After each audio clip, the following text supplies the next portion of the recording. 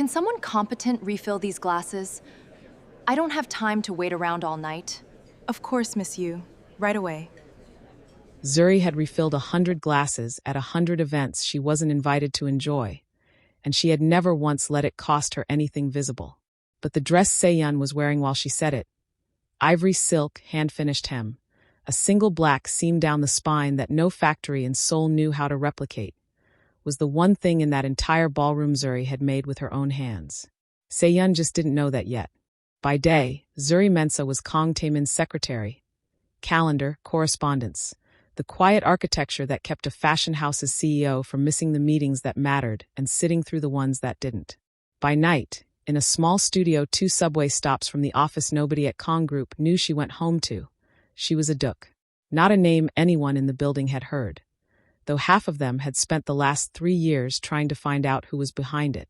A Duk had shown 11 collections without a single public appearance by its designer, had been profiled in 3 fashion magazines that ran silhouette photos instead of faces, and had turned down 2 acquisition offers from Kang Group itself, both times through an intermediary who never once mentioned that the designer already had a desk on the executive floor. She had built it this way on purpose. Her mother, Kayla, had worked as a seamstress for Kang Group 15 years earlier, in the years before Taemin's father had fully taken over the company from his own father. Kayla had designed a signature collar construction that became one of the house's most recognizable early motifs, and had been let go quietly 8 months before the collection using her design went to market under another name. No lawsuit, no public record, just a woman who had trained her daughter, before she died, to never again hand her name to a company before the company had proven it could be trusted with it. Zuri had kept that lesson the way some people keep a scar. Not hidden exactly, just not offered up unless someone asked the right question. In 2 years working for Taemin, she had learned his coffee order, the specific tension in his shoulders that meant a board call had gone badly, the fact that he read contracts twice. Once for the terms, once, more slowly, for what the other side was afraid of. She had never told him about a Duk. Somewhere in the last 6 months, without either of them naming it, that omission had started to feel less like caution and more like something she owed him an explanation for. She hadn't found the moment yet. She told herself there would be time. There was a version of her life, she sometimes thought, where the 2 halves of it could have existed in the same room without cost, where being Kang Taemin's secretary and being a Duk's designer were simply 2 true facts about the same person. Instead of a wall she had built brick by brick over 3 years. She had gotten good at the wall. She had a rule she never broke. No sketches at the office, no fabric swatches in her bag, no phone calls from her small, trusted team during work hours. She had built a Duk the way her mother had taught her to build anything that mattered. Quietly, without asking permission from a room that had already shown it couldn't be trusted with the truth. Her assistant designer, Priya, was the only person outside her family who knew both halves of her life, and even Priya had stopped asking, somewhere around year 2, why Zuri kept choosing the harder path of hiding instead of the easier one of simply walking into Kang Group's acquisitions office and naming her price. You could stop doing this the hard way, Priya had told her once, and Zuri had said only, not yet, in the same tone she used for everything she wasn't ready to explain, even to herself. Se-yun was not cruel in any way her own family would have recognized as cruelty. She had been raised inside the specific logic of a conglomerate family. That marriage was a clause in a larger agreement, that people existed in tiers, and that the tier below hers existed primarily to make her days run smoothly. She was intelligent, precise, genuinely skilled at the parts of the business her family had trained her for, and almost entirely unable to see anyone whose usefulness to her wasn't immediately legible. She did not think of Zuri as beneath her out of malice.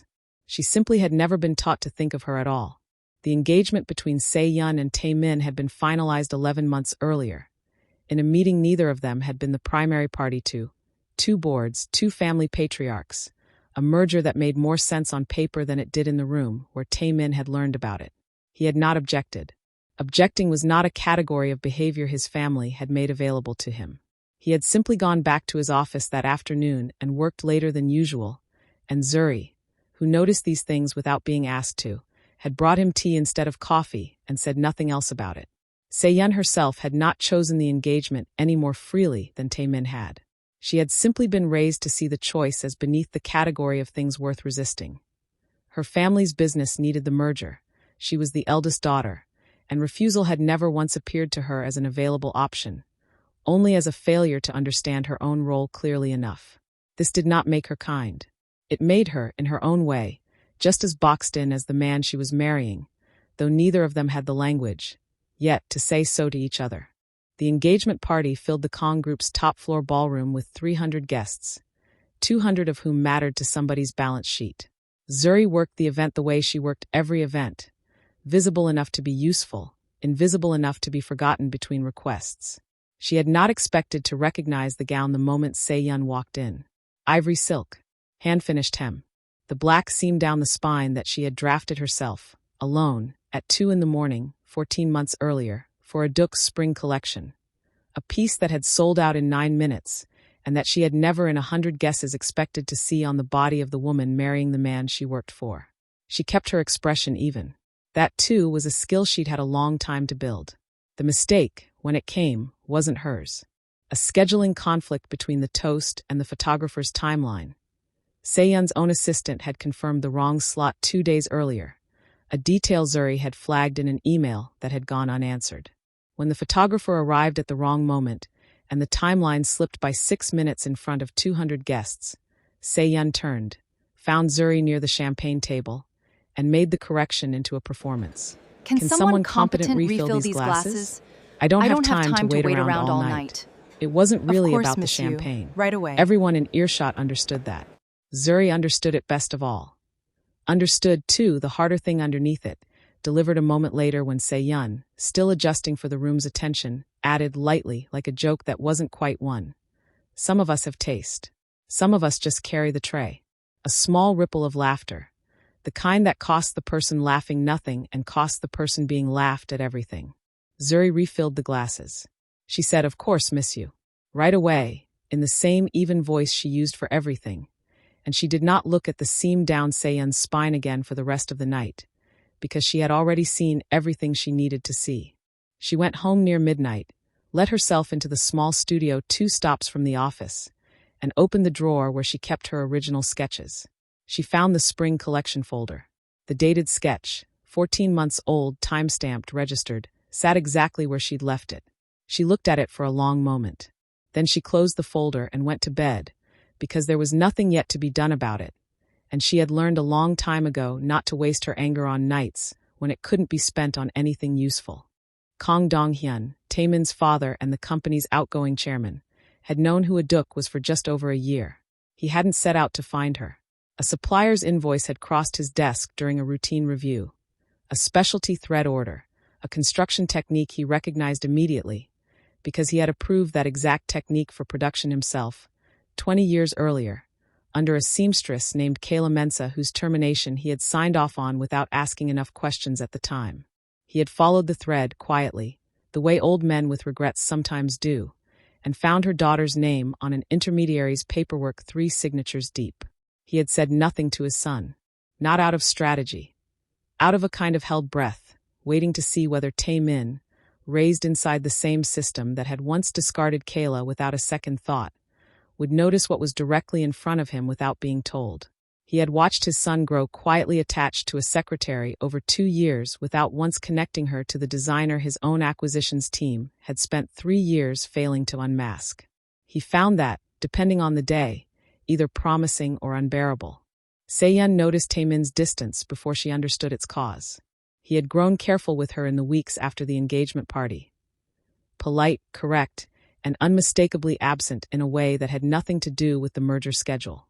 She assumed at first that it was pressure. When she went looking for a more specific answer, she found instead a locked folder on a company drive that had been improperly shared during a routine file migration. A Duk's registered design archive, cross-referenced against Kong Group's internal collections for an unrelated audit. Zuri's name sat quietly in the metadata. Se-Yun did not consider, even briefly, that the timestamps ran the other direction. That Zuri's sketches predated Kong Group's collections by over a year, not the reverse.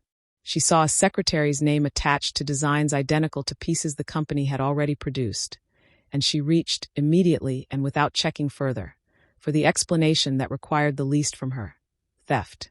She brought it to HR 2 days before the formal wedding announcement, framed as protecting the company's intellectual property, and requested Zuri's termination before the story could become, in her words, an embarrassment during an already sensitive week. She told herself, driving to the HR office that morning, that she was doing the responsible thing, that a woman marrying into a company had every right to flag a threat to its assets before the wedding made her silence look like complicity. It did not occur to her, even once, to ask Zuri directly what the dates meant before escalating the accusation into something with a paper trail of its own. Asking would have required treating Zuri as someone whose explanation mattered before the verdict was already decided, and that was a habit of mine Se-yun had never once had reason to practice. The meeting was small, an HR office, not a boardroom. 3 chairs and a folder. Zuri assumed, walking in, was about her write-up history and nothing more. Se-yun was already seated, composed, the printed accusation in front of her. Taemin arrived a moment later, uneasy, having been told only that it concerned a serious personnel matter. Dong-hyun arrived last, and sat down without being asked, carrying a folder of his own. Se-yun spoke first, laying out the theft claim with the practiced clarity of someone raised to present cases persuasively. Zuri listened without interrupting, and said nothing until she was asked to respond, at which point she said only, "I'd like to see the dates on both sets of files, if that's all right." It was Dong-hyun who opened his folder. Not to defend Zuri directly, to lay out, 1 page at a time, without commentary, a paper trail he had spent a year quietly assembling. Aduk's registration filings, dated and notarized well ahead of every Kong Group collection Se-yun had cited. A supplier's invoice from 20 years earlier, bearing the name Kayla Mensa. A termination letter, his own signature at the bottom, that he had never shown to anyone in the room. The timestamps run the other way, he said quietly to Se-yun, not unkindly, but without softening it either. Your family's company didn't discover a thief today. Our own company discovered, a full year late, and after already costing her mother everything once before, that the designer we had spent 3 years quietly trying to sign was sitting 8 feet from my son's office the entire time. Se-yun's face did the specific thing a face does when a prepared argument runs out of ground to stand on. She looked at the folder. She looked at Zuri. She did not apologize, not in that room, not that day, because apologizing was not a category of behavior her own family had trained into her any more than objection had been trained into Taemin.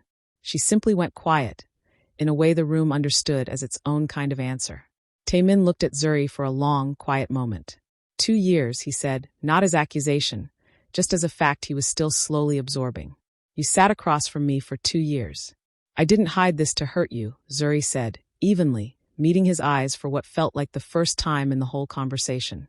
I hid it because the last time a woman in my family was seen clearly by this company, it cost her everything and credited someone else. I wasn't ready to find out if that had changed. I'm still not entirely sure it has.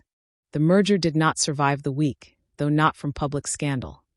The Yu family withdrew quietly once the false accusation became a liability neither side wanted attached to a wedding announcement. Se-yun lost the marriage, the merger, and a measure of her own family's confidence in her judgment, all in the same handful of days, without a single headline naming why.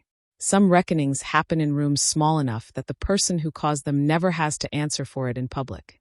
That does not make them any less real to the person who has to live with what they cost. Zuri did not immediately become anything to Taemin beyond what she had always been carefully, quietly herself.